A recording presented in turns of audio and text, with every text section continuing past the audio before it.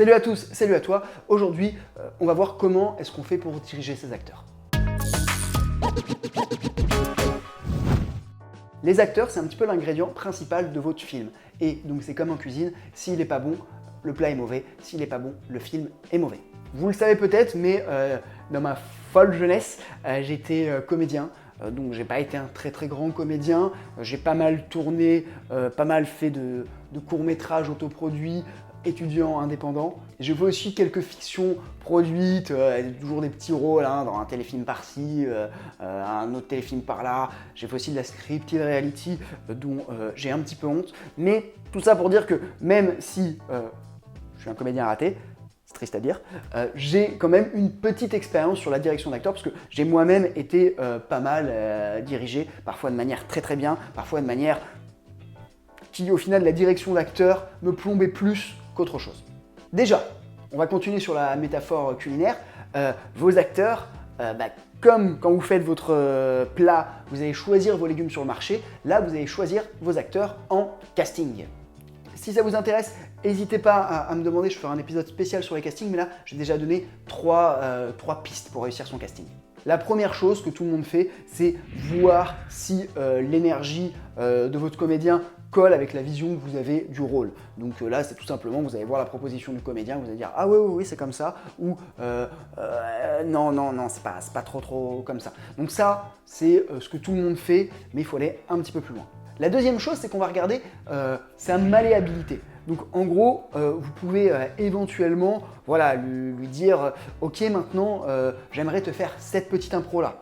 Vous pouvez aussi lui demander de modifier tel ou tel petit truc. Là, l'idée, ça va être de voir si votre acteur s'enferme trop rapidement dans un type où il peut être plus ou moins modelé un petit peu comme vous le voulez. Dans tous les cas, si vous lui faites faire soit une impro en lui donnant tel ou tel enjeu, ou si vous lui demandez de modifier tel ou tel truc, laissez-lui quand même 1 à 2 minutes pour qu'il intègre un petit peu l'information, parce que si votre comédien est sérieux, il aura quand même travaillé une proposition, et c'est vrai que quand on a travaillé une proposition, c'est pas toujours facile de s'en détacher tout de suite en claquant des doigts. Après avoir testé sa malléabilité de jeu, on va tester sa malléabilité de caractère.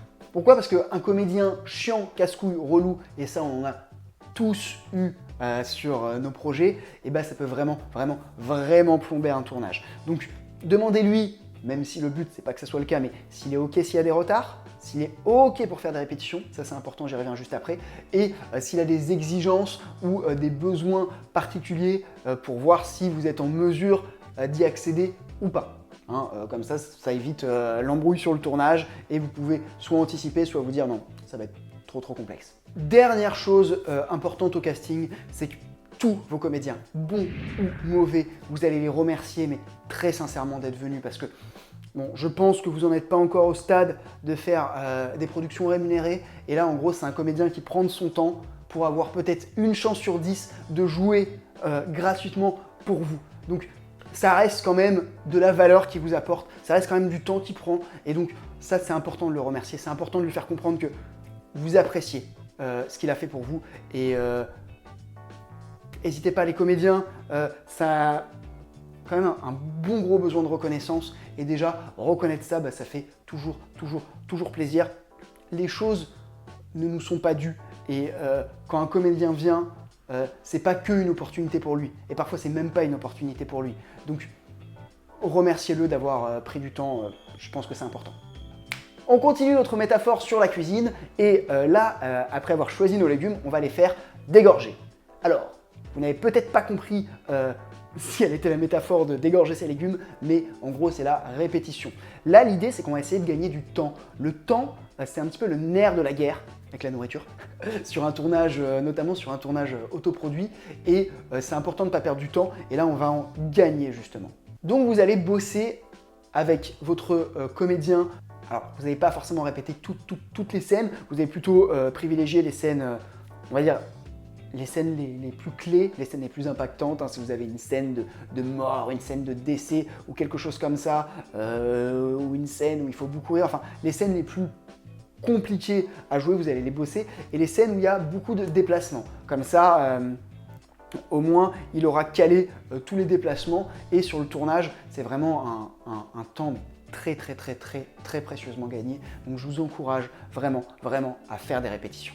Ok, alors là, normalement, vous avez choisi un comédien qui vous va, vous avez fait des répétitions, donc normalement, le plus dur est fait. Je vais quand même vous donner 3 astuces sur le tournage. Alors sur le tournage, déjà, d'ailleurs cette astuce s'applique aussi aux techniciens, il faut montrer que vous gérez. Et si vous êtes stressé, faut pas le laisser transparaître. Faut vraiment montrer que vous gérez votre barque. Ça, autant du côté des techniciens que des comédiens, parce que en fait, le risque, c'est que s'ils voient que vous manquez trop d'expérience, après, pour vos premiers tournages et ceux où vous êtes le plus inexpérimenté, évidemment, peut-être que vous allez d'abord commencer, c'est ce que je conseille dans mon petit guide du premier tournage, c'est au début de faire des tournages exercices où on ne vise pas à faire un chef-d'œuvre et voilà, on prendra comme comédien des potes et l'idée c'est plus de s'exercer que vraiment de faire un chef-d'œuvre. En revanche, quand vous avez fait ces 2-3 premiers projets et que vous pouvez commencer à vous dire ok, là je peux commencer à essayer de faire un truc pour perfer, vraiment un truc sympa, là il faudra montrer que vous maîtrisez, ça viendra notamment de la prépa, j'ai déjà fait des vidéos dessus, et si jamais vous avez un petit peu de stress, il ne faudra pas trop le transparaître parce que vraiment, c'est très communicatif et sur un tournage, ça peut un petit peu gâcher une ambiance.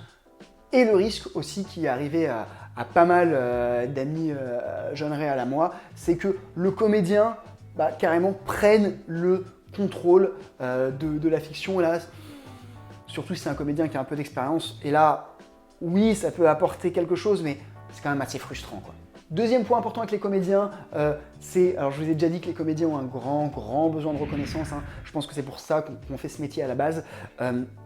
Reconnaissez à chaque fois qu'ils jouent, dites-lui ok, si vous avez 2-3 scènes, si vous avez 2-3 comédiens, dites à tous vos comédiens ok, c'était super. Et évidemment, c'était super mauvais, mais ça normalement ça n'arrivera pas vu que vous avez fait des répètes, mais ok, ça j'ai beaucoup aimé, bien. Et si vous avez 3 comédiens dans une scène, chacun des 3 comédiens, vous allez lui dire un petit mot pour lui montrer que vous l'avez regardé.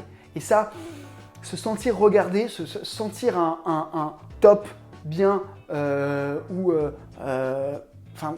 vraiment reconnaissez un petit peu son travail et son jeu. Normalement, vous les avez choisis, donc normalement, ils sont bons. Donc, reconnaissez-les et ça va vraiment mettre en confiance un comédien qui va du coup plus se lâcher et être lui-même mieux en interne. Ensuite, s'il y a des modifications, là, la clé, ça va être de faire des légères modifications et des modifications précises. En fait, ce qu'il ne faut pas faire, c'est totalement déconstruire la proposition du comédien. Normalement, elle a déjà été travaillée, de toute façon, elle a été un petit peu affinée avec vous pendant les répétitions, pendant le casting, et plutôt continuer à faire des petits peaufinages, des petits affinements, mais pas lui faire tout changer à 90 degrés parce que là, il va être déstabilisé. Donc on ne déconstruit pas, à la limite, on ajuste ou on construit encore par-dessus. Et surtout, soyez précis dans ce que vous voulez. Je ne compte plus, moi quand j'étais à Réal, le nombre de Réal qui me disaient des choses mais qui n'étaient pas constructives. Non, c'est pas ça, mais qui n'étaient pas capables de m'expliquer ce qu'ils voulaient, ou qui m'expliquaient un truc, mais je comprenais pas. Et ensuite, ils le jouaient devant moi, mais ils ne savaient pas très bien jouer, donc moi je trouvais ça faux. Et donc l'idée, c'était vraiment pas être dans le flou, donc soyez précis. Par exemple, il y a peut-être telle ou telle phrase, vous allez lui dire, alors cette phrase, elle est assez importante. Pourquoi? Parce que voilà, c'est le moment où il comprend que machin a trompé. Donc peut-être un petit peu plus de déstabilisation. Là, il va vous faire une proposition et vous allez ajuster sur cette proposition. Ou alors, vous allez lui dire, alors là, tu as mis peut-être un peu trop d'énervement, un poil moins d'énervement, un peu plus de fatigue. Voilà, des choses comme ça. Mais surtout, soyez précis. Après, éventuellement, déjà, ne lui faites pas comprendre qu'il joue mal. Sinon, moi en tout cas, ça me le fait, mais si on fait comprendre à un comédien qu'on n'aime pas ce qu'il fait, ça va le déstabiliser, il va mettre du temps avant de reconstruire quelque chose. Et là, le temps, on n'en a pas. Donc, Donc faites attention à ça. Et par exemple, si vous avez les 2 prises qui sont bonnes dans une énergie et que vous voulez vous la sécuriser une 3e prise avec une autre énergie pour vous laisser une marge de choix au montage, là vous allez lui dire ok, bon bah les 2 elles sont bonnes, c'est top, maintenant j'aimerais peut-être qu'on essaye avec telle énergie. Ça, la manière dont vous lui dites, il va quand même mieux le prendre que si vous lui dites ok, il faut le faire comme ça.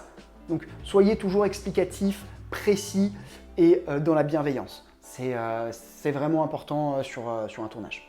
Voilà, je pense que je vous ai tout dit, en tout cas sur cette vidéo. On pourra réaborder le sujet de la direction d'acteur si vous le voulez. Je prépare une vidéo d'ailleurs qui s'appelle X raisons, il faut que je trouve le nombre de raisons, qui explique pourquoi vos comédiens sont mauvais. Donc n'hésitez pas à me dire dans les commentaires, voilà. Et puis même vous, vos rapports d'expérience en tant que comédien, en tant que réalisateur, ou vos questions, vos blocages, bref. N'hésitez pas non plus à faire le petit pouce comme ça, l'abonnement, et vous pouvez télécharger aussi, si vous le souhaitez, le guide du premier tournage, qui est un petit guide pour les réalisateurs débutants. Où là, l'idée, au début, ça va pas être de faire un chef-d'œuvre, mais ça va être de faire rapidement un premier tournage pour s'exercer et pourquoi pas, par la suite, faire des trucs un petit peu plus chauds, quoi. Un petit peu plus léchés. Mais on n'est pas Orson Welles à son premier film. Voilà, j'ai conclu la vidéo, j'ai fait les appels à l'action habituels, donc j'ai plus qu'à vous faire des bisous. Allez, ciao!